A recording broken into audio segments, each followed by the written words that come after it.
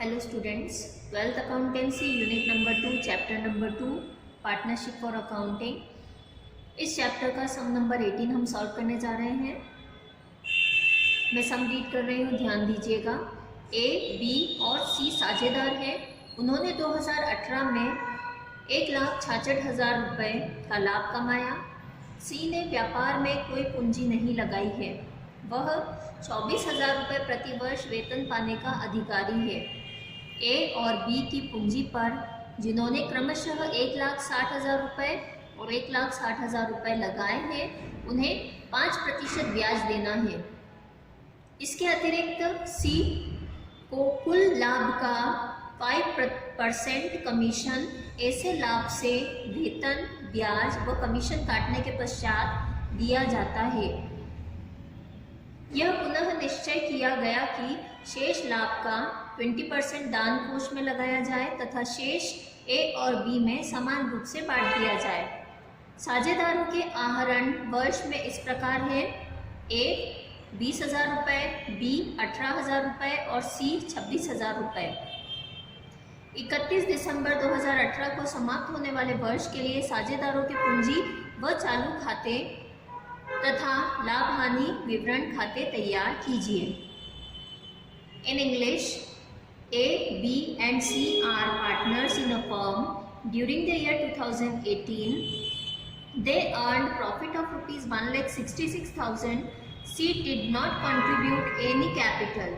He is entitled to an annual salary of rupees 24,000. Interest on capital at 5% is allowed on the capitals of A and B, who contributed rupees 1,60,000 each. In addition to this, C is entitled to get 5% commission on the total profit after charging salary, interest and commission. It was decided again that the residual of profits should be appropriated as to 20% for a charity fund, and the balance to be shared equally between A and B. Drawings of partner were A rupees 20,000, B rupees 18,000 and C rupees 26,000.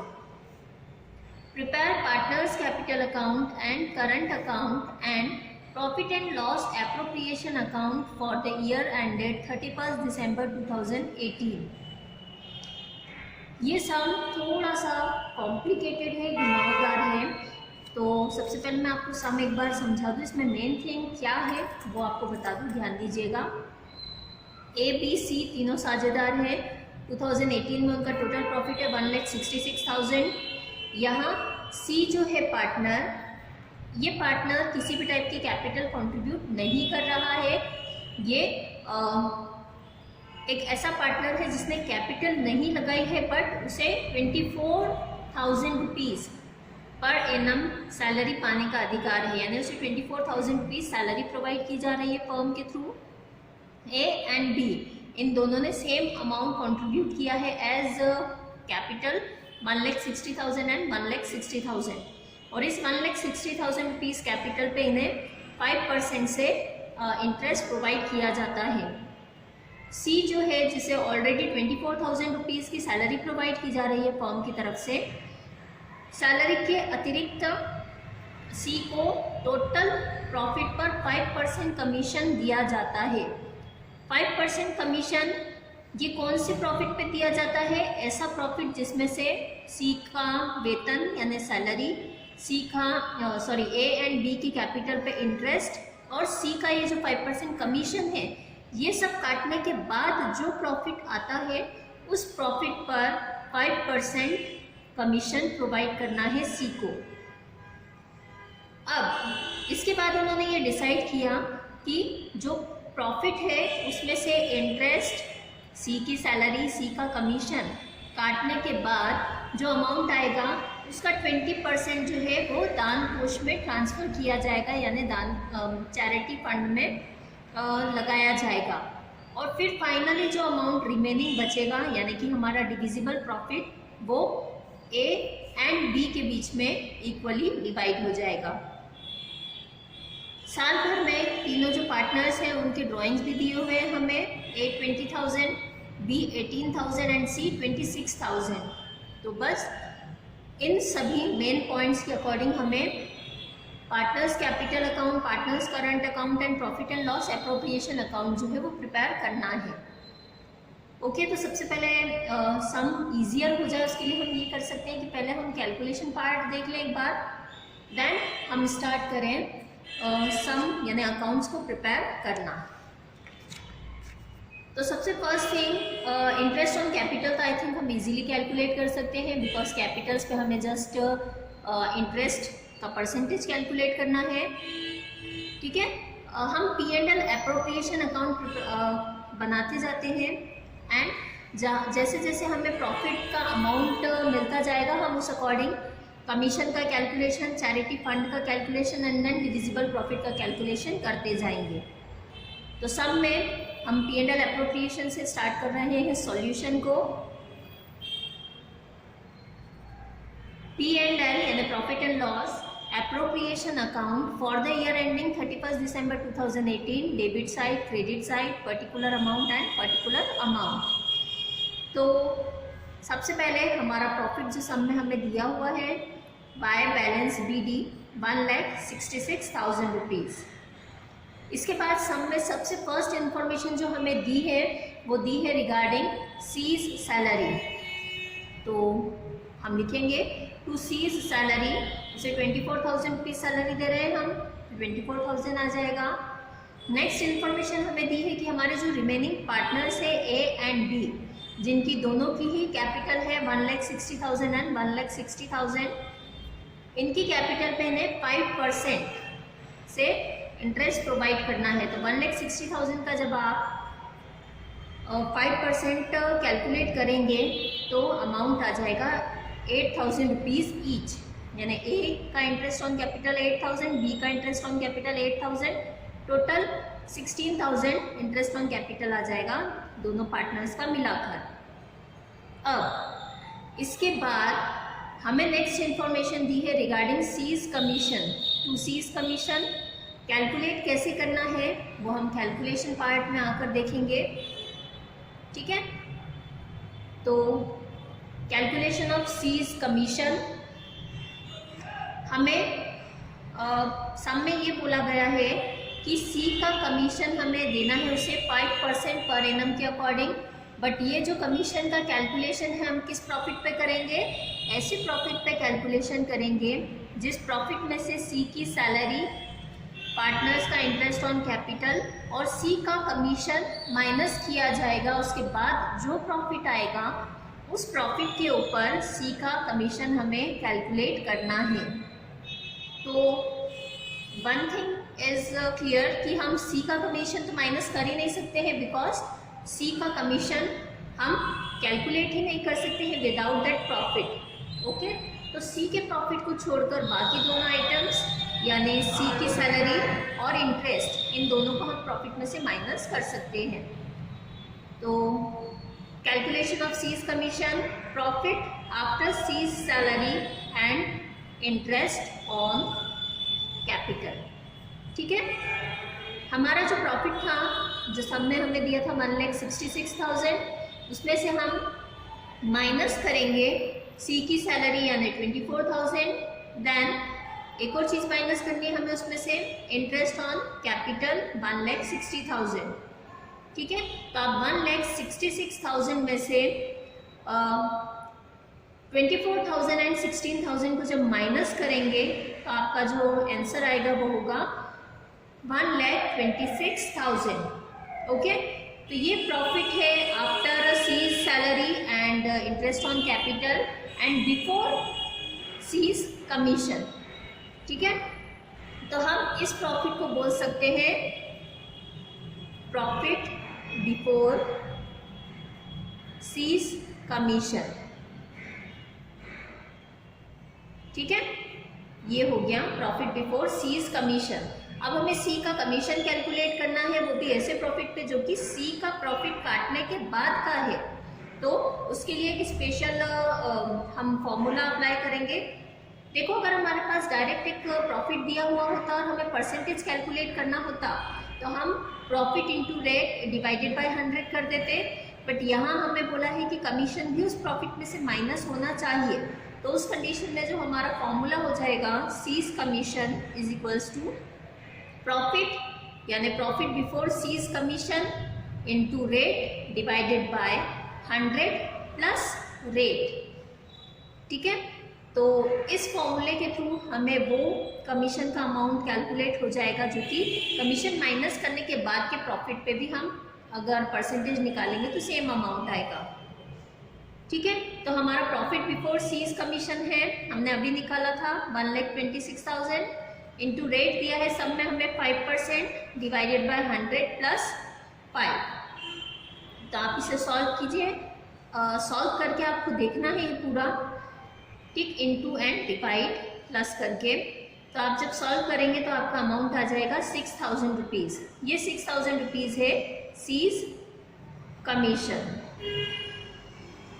ठीक है, तो हम यहाँ पे हमारे सम में P&L appropriation account में seize commission का अमाउंट यहाँ लिख देते 6,000 रुपीज़। मैंने स्टार यहाँ इसलिए लगाया क्योंकि इससे रिलेटेड हमने कैलकुलेशन वर्किंग नोट में किया है। ओके, अब सम में हमें ये बोला गया है कि सी का कमीशन चार्ज करने के बाद जो रिमेनिंग प्रॉफिट बचता है उस प्रॉफिट का 20% चैरिटी फंड में ट्रांसफ़र करना है। तो उसके लिए भी हम कैलकुलेशन कर लेते हैं। ओके, तो हमारा जो प्रॉफिट बिफोर सीज कमीशन था यानी सी के कमीशन से पहले का प्रॉफिट वो था 1,26,000।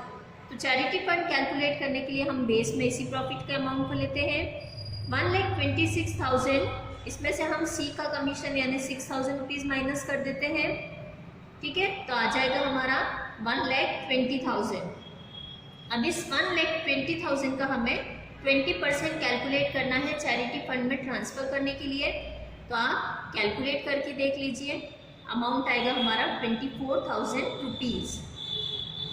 ये 24,000 रुपीज़ जो है वो ट्रांसफ़र होंगे चैरिटी फंड में।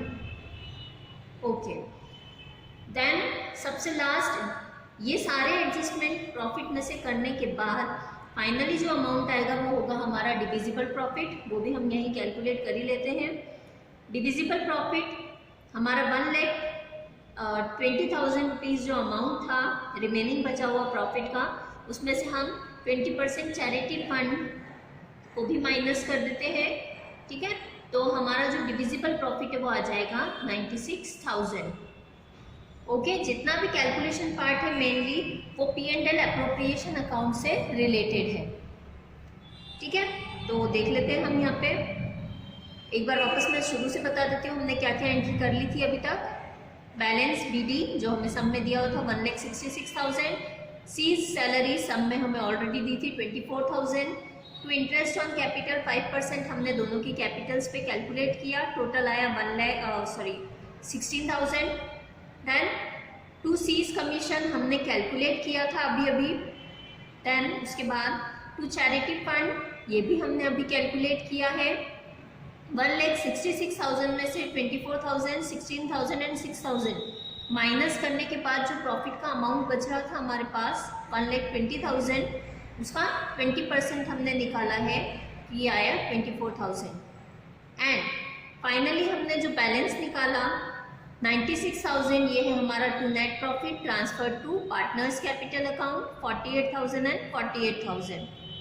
ठीक है, सामने हमें बोला है कि सी ने कैपिटल कंट्रीब्यूट नहीं की है, वो सैलरी एंड कमीशन लेता है। तो प्रॉफिट का जो डिवीज़न है वो भी सी को नहीं हो रहा है, वो भी ओनली कैपिटल कंट्रीब्यूटिंग पार्टनर्स को हो रहा है, that is A and B, दोनों के बीच में इक्वली डिवाइड हो गया है। अब टर्न आता है पार्टनर्स कैपिटल अकाउंट का। तो पार्टनर्स कैपिटल अकाउंट देख लेते हैं हम। पार्टनर्स कैपिटल अकाउंट ये हमें सब में partners capital account and partners current account बनाने को बोला है, दैट मीन्स ये पार्टनर्स कैपिटल अकाउंट की फिक्स मेथड है। ओके, सो स्टार्ट करते हैं पार्टनर्स कैपिटल अकाउंट से। Debit side, credit side, date particulars A B and C, date particulars A B and C. हालांकि यहाँ सी का कॉलम बनाने की रिक्वायरमेंट नहीं थी बिकॉज उसने कोई भी कैपिटल इंट्रोड्यूस नहीं की है, बट दैट्स ओके। तो सबसे पहले हम लास्ट ईयर के बैलेंस को ट्रांसफ़र करेंगे जो कि ऑलवेज सेम रहने वाला है। 1 जनवरी को by balance B D 1,60,000 1,60,000 and यही बैलेंस जो है ये लास्ट डेट को यानी 31 दिसंबर को ट्रांसफ़र हो जाएगी to balance C D 1,60,000 and 1,60,000। Then हम बना रहे हैं पार्टनर्स करंट अकाउंट स्टार्ट कर रहे हैं। अब हम पार्टनर्स करंट अकाउंट का कोई हमें लास्ट ईयर का बैलेंस नहीं दिया है, तो हम सीधे आगे की जो एंट्रीज या ट्रांजेक्शन है वहाँ से स्टार्ट करते हैं। सबसे पहली इन्फॉर्मेशन जो थी हमारे पास वो थी सी की सैलरी की। तो 31 दिसंबर को by salary A and B में डैश और सी में 24,000 रुपीज़। देन 31 दिसंबर को नेक्स्ट इन्फॉर्मेशन हमें दी हुई है रिगार्डिंग इंटरेस्ट ऑन कैपिटल। तो बाय इंटरेस्ट ऑन कैपिटल सिर्फ ए और बी ने इंट्रोड्यूस की है, तो इंटरेस्ट भी ऑब्वियसली उन्हीं को मिलना है 8,000 एंड सी के कॉलम में डैश। उसके बाद नेक्स्ट इन्फॉर्मेशन हमें दी थी कि सी को कमीशन भी प्रोवाइड किया जाता है। तो 31 दिसंबर को बाय कमीशन डैश डैश यानी ए और बी के कॉलम में कुछ नहीं और सी के कॉलम में 6,000 रुपीज़, जो कि हमने कैलकुलेशन के थ्रू यहाँ कैलकुलेट किया था। देन नेक्स्ट है इसके बाद हमारा प्रॉफिट जो निकाला था हमने डिविजिबल प्रॉफिट, ये था 96,000 जो ए और बी में इक्वली डिवाइड हुआ था। 31 दिसंबर by profit and loss appropriation account 48,000 A में, 48,000 बी में और सी के कॉलम में डैश। देन सम में हमें तीनों पार्टनर्स की ड्राइंग्स दी हुई है। 31 दिसंबर को उसकी भी रिकॉर्डिंग कर ले हम। टू ड्राइंग्स अकाउंट ए का ड्राइंग्स 20,000, बी का ड्राइंग्स 18,000 एंड सी का ड्राइंग्स 26,000। बस इसके बाद हमें टोटल करके बैलेंस निकालना है। हम क्रेडिट साइड के टोटल्स कर लेते हैं। सबसे पहले आप ए का और बी का टोटल करोगे तो वो सेम अमाउंट्स की वजह से टोटल्स भी सेम आएंगे इनके। 56,000 एंड 56,000 ए और बी का टोटल है और सी का टोटल 30,000 रुपीज़। इन सभी में से हम एक ही आइटम है यहाँ पे डेबिट साइड में ड्राइंग्स के अमाउंट को माइनस करते हैं तो हमारे बैलेंस आ जाएंगे। 56,000 में से 20,000 माइनस किया तो ए का बैलेंस आ गया 36,000। 56,000 में से बी का ड्राइंग्स यानी 18,000 माइनस किया तो बी का बैलेंस आ गया 38,000 एंड सी के 30,000 रुपीज़ में से उसका ड्राइंग्स यानी 26,000 माइनस किया तो बैलेंस आया 4,000 रुपीज़। दोनों साइड का टोटल इक्वल करके डबल लाइन कर देंगे हम। ओके, तो इसी के साथ ये सम हमारा कंप्लीट हो गया है। थोड़ा सा कॉम्प्लिकेटेड था पर अगर कैलकुलेशन पार्ट आपको क्लियर हो जाता है इसमें देन ये सम यानी जो अकाउंट्स प्रिपेयर करने का जो पोर्शन है वो काफ़ी इजी हो जाता है। ओके, तो आप घर पे इस वीडियो को पहले एक बार देखिएगा, देन बिना वीडियो की हेल्प के खुद से सम को सॉल्व करने के लिए ट्राई कीजिएगा एंड देन कहीं प्रॉब्लम हो तो आप वीडियो को कंसल्ट कर सकते हैं। Okay, thank you.